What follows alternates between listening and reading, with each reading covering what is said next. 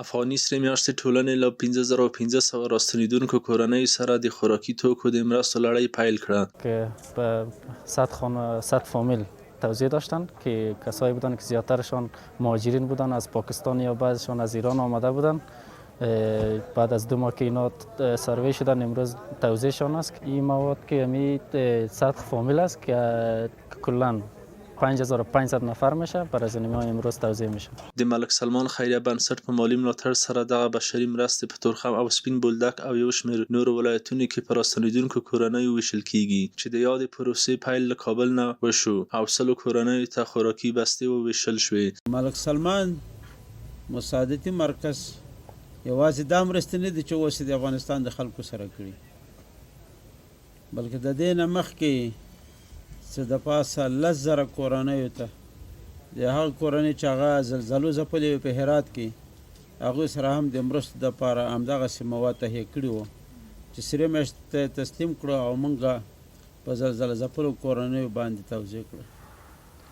د دې څخه مخکې د 40,000 شاوخوا کې کورنیو سره د کمک په هکله باندې هم همداسې مرستې سرې میاشتې ته په مختلفو برخو کې تسلیم کړي چې موږ مختلفو ولایتونو ته هغه توزیع کړي او هغه کار هم سرته ورسوو. د ملک سلمان مرکز دې مرستو څخه موږ یو جهان مننه کوو. د افغاني سرې میاشتې ټولنې مسؤلینو وویل چې له دې وړاندې هم له پاکستان هیواد څخه د راستانه شوو هیوادوالو سره مرستې کړي دي.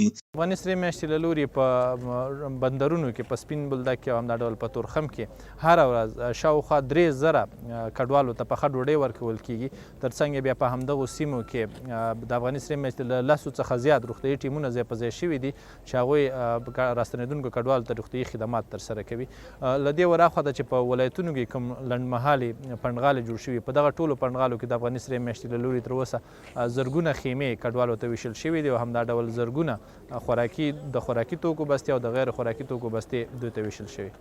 عرفان الله شرف زوی د افغاني سرې میاشتې د ټولنې ویاند وویل چې په راتلونکي کې به له راستنېدونکو کورنیو سره نورې مرستې هم وکړي. د افغاني سرې میاشتې هوډ دی چې هغه کډوال چې خپلو ولایتونو ته راستنه شوي دي او په خپلو ولایتونو کې په خپلو سیمو کې ځای په ځای شوي دي د دغوی لاسنیوی وکړي، دوی ته د کار زمینې برابرې کړي، دوی ته داسې فرصتونه برابر کړي چې دوی وکولی شي په همدغو څه چې د افغاني سرې میاشتې له لوري ترلاسه کوي ډېر څه د خپل ژوند لپاره ولري. د افغاني سرې میاشتې ټولنې لخوا د ملک سلمان خیریه بنسټ په مالی ملاتړ د 5500 راستنه شوو کورنیو سره د خوراکي بستو ویش لړۍ پیل شو. عمر خان لودین، تایم نیوز، کابل.